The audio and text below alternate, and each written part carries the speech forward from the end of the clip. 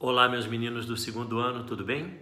Nós acabamos de ver duas escolas literárias do final do século XIX que trata de poesia, o parnasianismo e o simbolismo. Entramos agora no século XX, 1900. Como é que aconteceu a literatura nesta época? Meninos, teve uma transição. Transição? Nós tivemos um século XIX, um final do século XIX, com livros muito fortes, muito poderosos, Machado de Assis, Eça de Queiroz, o realismo, o cortiço, livros que eram romances de tese, que traziam uma crítica apurada, refinada da sociedade burguesa e faziam uma análise muito racional das questões sociais. Não é fácil fugir disso não. Então, essa escola literária que a gente vai ver agora, ela acontece no Brasil. A gente vai ter um período de passagem entre final do século XIX e o início do modernismo. Só que o modernismo no Brasil começa em 1922. Então, esse período que vai de 1902 a 1922, nós temos quase que uma passagem. Vamos esperar um pouco para ver como que a gente arrebenta lá na frente. Calma. Então, há ainda muita influência do realismo do século XIX e já um pouco da influência do que virá a ser o modernismo do início do século XX. Chama-se pré-modernismo. Então, o pré-modernismo ele é carregado de influências da literatura do século XIX e adianta o que será a literatura do século XX, a literatura moderna. E os autores são espetaculares. Euclides da Cunha, Monteiro Lobato, Lima Barreto e, na poesia, Augusto dos Anjos. Esses cavalheiros pensaram assim: nós temos uma urbanização acontecendo no Rio de Janeiro, capital do Brasil à época, nós temos um Brasil se transformando, se modificando, mas parece que tem um povo que está meio abandonado. Parece que as questões sociais estão cada vez mais prementes, as diferenças sociais, as classes muito empobrecidas diante de um Rio de Janeiro enriquecido para alguns, compreende?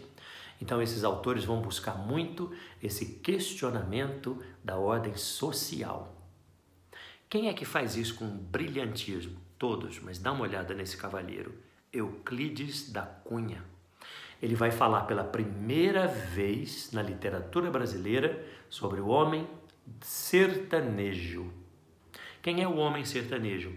É o homem que não mora no litoral, é o homem que vive no sertão, afastado do litoral. E ele vai escrever um dos livros que é sustentáculo da cultura brasileira, Os Sertões, Euclides da Cunha. E ele trata nos Sertões sobre o homem, por acaso, o homem nordestino, de uma cidadezinha, foi criada por um grupo de pessoas chamadas revolucionárias. Na verdade, elas queriam sobreviver àquele mundo difícil e caótico do sertão nordestino, e que, comandadas por Antônio Conselheiro, fundaram uma cidade chamada Canudos, e o exército brasileiro acabou atacando essa cidadezinha chamada Canudos e assassinando todas as pessoas que ali viviam por equívocos de ordem, praticamente de ordem social.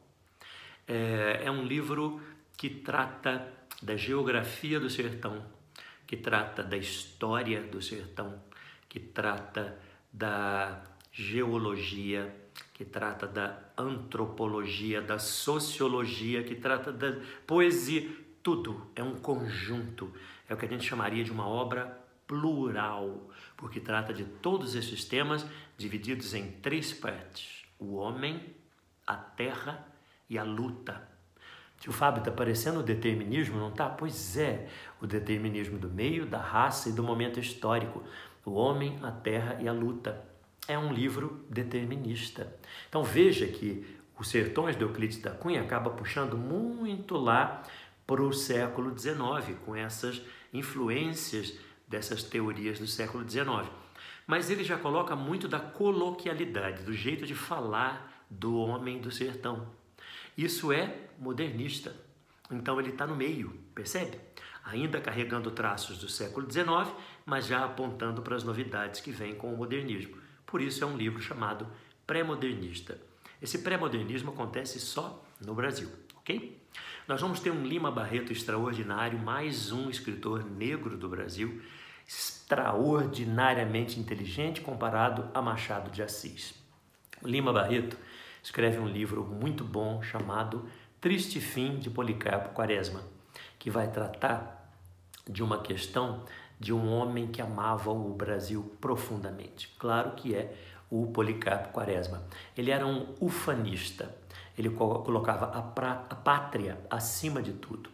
Só que depois ele percebe que tudo que ele doava para o país, que ele doava para a sua pátria, a língua que ele queria valorizada, o folclore que ele queria valorizado, as transformações educacionais que ele queria valorizada, as transformações na agricultura, na pecuária que ele queria valorizadas, ele percebe que o Brasil não deu nada em troca para ele, que ele brigou sozinho e inútil. No final, nós sabemos que ele vai ter um triste fim. Ele é preso pelo governo e ele é morto pelo governo. Então, no finalzinho da vida dele, quando ele percebe que vai morrer, ele questiona se realmente valeu a pena ter brigado por todos esses ufanismos, essa valorização excessiva dos símbolos da pátria. Veja, né, a questão social aí, e veja a temática moderna, mas ainda carregada de um certo estilismo do século XIX. Nós vamos ter um Monteiro Lobato, que é aqueles que a gente tem que fazer reverência, um dos maiores escritores do mundo, sem sombra de dúvida. Só por ter escrito O Sítio do Pica-Pau Amarelo, ele não precisava ter feito mais nada, mas fez. Acabou fazendo livros adultos, não infanto-juvenis, extraordinários.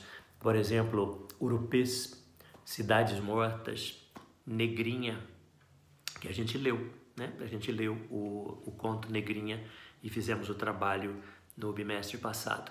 Esse Monteiro Lobato extraordinário, ele cria um personagem chamado Jeca Tatu, que até hoje simboliza o homem do interior, considerado meio fraco, meio adoentado, meio abandonado pela governança, pelo Estado.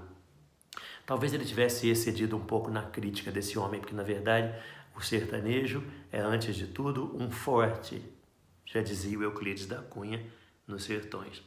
Mas o Monteiro Lobato escreve de uma maneira muito moderna, colocando elementos de tudo que vai significar o modernismo que vai chegar daqui a pouco. Nós temos exemplos aqui na apostila, na página 68, extraordinários, na 69 também, e na 70, um grande problematizador. Nós vamos ter a poesia de Augusto dos Anjos, que é uma poesia também pré-modernista. Por que pré-modernista?